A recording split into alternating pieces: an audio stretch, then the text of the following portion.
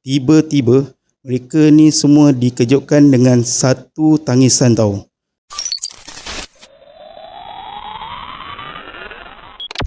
Assalamualaikum warahmatullahi wabarakatuh. Sekembali lagi kita di dalam channel ini. Macam biasa, anda semua bersama saya, Afar Roslan. Saya akan berceritakan tentang kisah seram hantu di dalam channel R2G ini. Sebelum saya memulakan cerita, ingin saya ingatkan, di dalam setiap penceritaan, janganlah anda semua terlalu taksub ataupun percaya. Jadikanlah ianya hanya sekadar cerita. Tanpa kita membuang masa, jomlah kita mulakan cerita untuk episod kali ini. Keep rolling.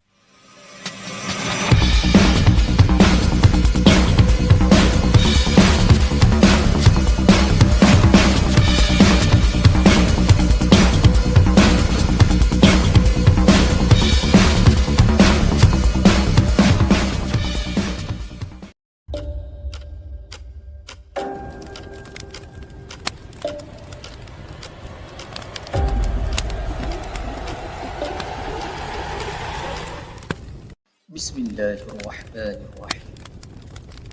Wallahu ashaddu ba'san wa ashaddu tanqila. Fallahu khairun hafiza wa huwa arhamur rahimin. Baiklah, kisah yang ingin saya kongsikan dengan anda semua pada malam ini. Kisah ini dikongsikan oleh seseorang yang saya kenal rapatlah. Tapi di mana dalam penceritaan ini mereka ini hanya ingin dikenali sebagai Atira dan juga Ikin. Macam yang Ikin ini macam ada sedikit kelebihan lah, yang di mana Ikin ni boleh nampak lah benda-benda yang kita orang biasa ni tak boleh nampak.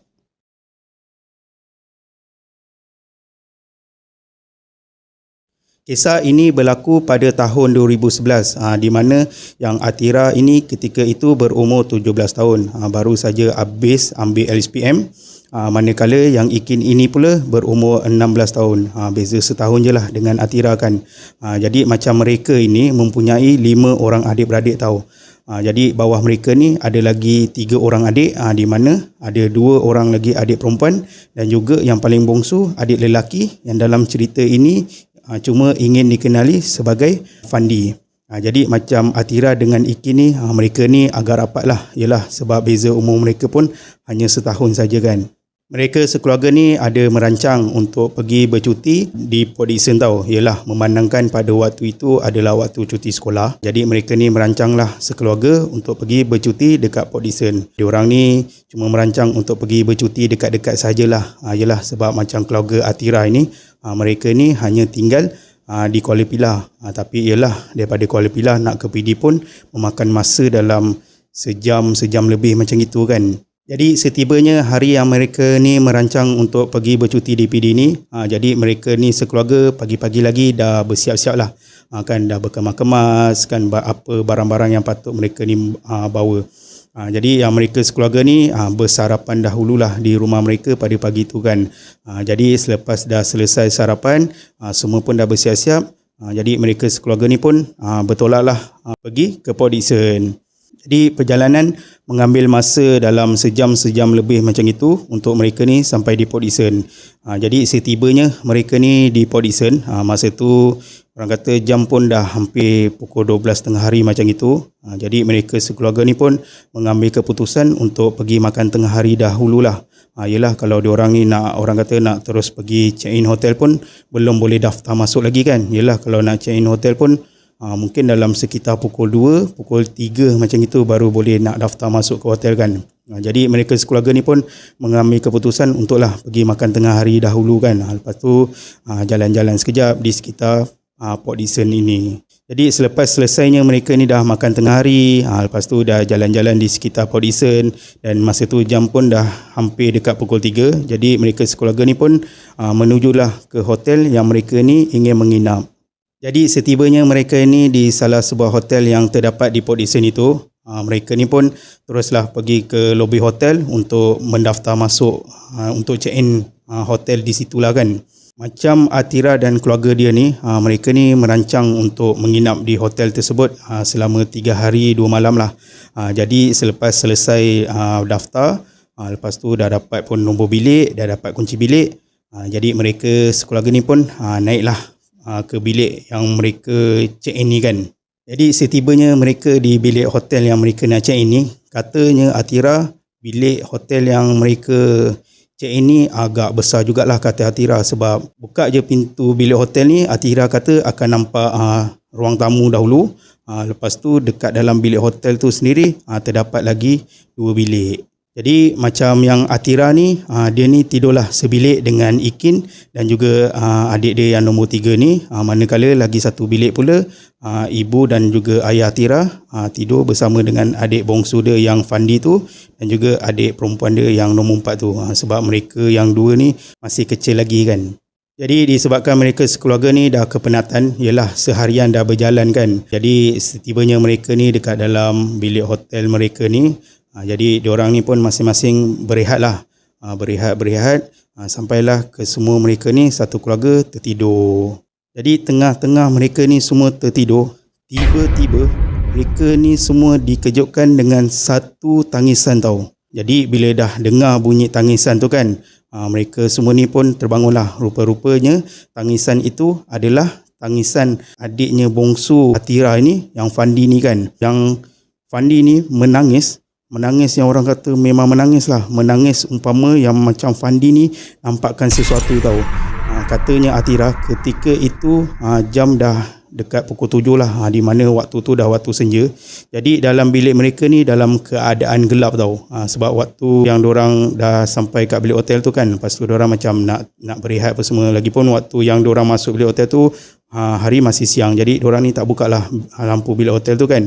Jadi bila diorang terbangun tu, waktu tu dah hampir senja dan masa tu dalam keadaan bilik gelap tau. Dan mereka semua ini terbangun sebab dikejutkan oleh tangisan yang Fandi ni lah. Yang masa ni Atira kata Ikin ni ada cerita pada Atira, yang mana masa mereka ni semua terbangun, yang Atira ni kan memang betul Atira ni ternampak ada satu penampakan tau, ada satu susuk tubuh di salah satu sudut hujung yang terdapat di ruang tamu bilik hotel mereka ni tau. Ikin kata benda tu kan berbaju warna putih, berambut panjang dan sedang memandang ke arah bilik ibu mereka ni tahu, yang di mana Fandi ni pun tidur di situ kan. Jadi macam Ikin ni, dia bila nampak benda-benda macam tu, Ikin ni dia takkan terus bercerita tahu. Yelah, lagipun mereka sekeluarga ni kan tengah bercuti kan. Jadi yang Ikin ni macam tak naklah menakut-nakutkan keluarga dia. Lagipun masa tu Ikin ni berfikir macam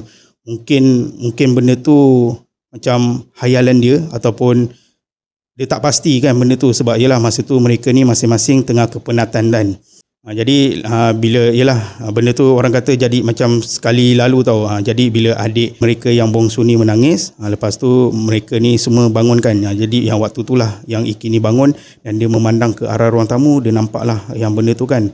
Jadi lepas tu yang mereka ni sekeluarga pun teruslah buka lampu bilik tu kan. Jadi yang mereka ni pun teruslah pergi ke bilik ibu mereka ni kan. Masa tu yang si Fandi ni menangis agak lama jugalah. Yang si Fandi ni menangis hingga masuknya waktu maghrib.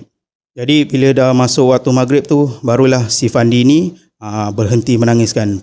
Padahal sebelum tu mereka ni dah cuba pun pujuk-pujuk si Fandi ni kan. Kira macam dah cuba pujuk lah, dokong-dokong kan, diberikan susu. Namun yang Fandi ni tetap terus menangis hinggalah masuknya waktu maghrib tau.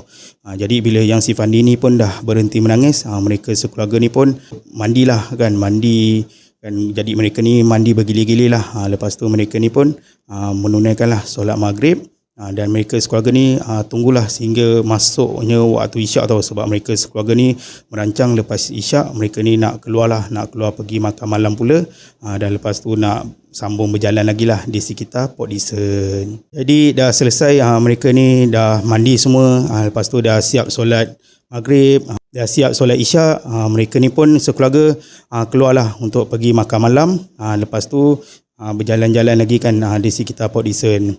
Jadi mereka ni pun keluar makan malam dan berjalan-jalan. Lepas tu mereka ni berjalan-jalan hingga hampir dekat pukul 10 macam itu.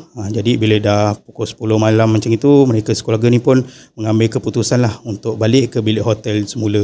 Jadi setibanya di hotel mereka ni, lepas tu mereka ni pun naiklah ke bilik hotel dia. Jadi mereka ni berjalan lah kan menuju ke bilik mereka. Lepas tu sebelum tibanya dekat bilik, yang Ikin ni lagi sekali ternampak tau. Benda yang sama dia nampak dekat dalam bilik hotel dia, dekat yang ruang tamu yang dia nampak tu kan, yang waktu ketika yang si Fandi ni menangis kan. Tapi masa yang ni Ikin nampak benda ni betul-betul berada di hujung koridor tau. Yang orang jalan kan, bilik diorang ni kat tengah-tengah. Jadi yang Ikin ni nampak benda tu dekat hujung koridor dekat sana tau. Tapi yang macam Ikin ni dia macam mengendahkan je lah benda tu. Lepas tu mereka sekeluarga ni pun masuklah ke dalam bilik kan. Jadi mereka ni pun rehat-rehat lah dahulu sebelum mereka ni tidur kan. Jadi apabila jam pun dah pukul 11 lebih macam tu, jadi mereka ni pun masuklah ke dalam bilik masing-masing kan. Jadi macam Ikin, Atira dan juga Uda, adik dia nombor 3 ni tidur sebilik. Lepas tu ibu dan ayah mereka bersama lagi 2 adik dia yang masih kecil tu tidur sebilik kan. Lepas tu Atira cakap masa ni diorang tidur, diorang tak tutup pun pintu. Tapi pintu yang kat dalam bilik diorang ni lah diorang tak tutup. Tapi pintu utama bilik diorang tu diorang tutup lah kan. Jadi sedang-sedang mereka ni semua tidur, tiba-tiba lagi sekali mereka ni dikejutkan oleh tangisan adik mereka yang Fandi ni tau. Lagi sekali Fandi ni menangis sama seperti Fandi ni menangis waktu maghrib tadi tau. Jadi dalam bilik hotel mereka ni gelap lah kan. Jadi bila yang Fandi ni menangis, hanya dekat bilik ibu mereka ni saja buka pintu tu kan. Jadi yang si Fandi ni cuba dipujuk oleh akak-akak dia kan. Cuba diberi susu apa semua. Pun sama juga yang Fandi ni masih menangis. Dalam setengah jam macam tu Fandi ni menangis tau. Lepas dah setengah jam macam tu, yang si Fandi ni pun berhentilah menangis. Lepas tu yang mereka ni pun semua sambunglah tidur balik. Tapi pada malam tu, selepas yang dah Fandi ni menangis kan, pada malam tu katanya Atira ni dia macam tak dapat dah nak lelakkan mata dia tahu. Cuma yang Atira ni dia macam sekadar tidur-tidur ayam sajalah kan. Yalah, masa tu dalam fikiran Atira dia berfikir macam, kalau andai kata adik dia ni menangis lagi, bolehlah Atira ni orang kata dia bangun, nak tolong ibu dia, nak bantu ibu dia jaga adik dia ni kan. Andai kata kalau adik dia ni menangis lagi. Sebabkan Atira ni kan dia macam tak dapat nak tidur kan. Atira ni dia macam sekadar tidur-tidur ayam je. Dalam masa yang sama, Atira ni pun perasan tau, yang Ikin ni pun macam tak dapat nak tidur lah kan. Jadi yang Atira ni perasan yang Ikin ni dia nampak macam gelisah. Lepas tu yang Ikin ni macam berpusing ke kiri, berpusing ke kanan. Sekali-sekali tu Atira kata Atira nampaklah yang Ikin ni macam tengok-tengok lah dekat ruang tamu tu kan.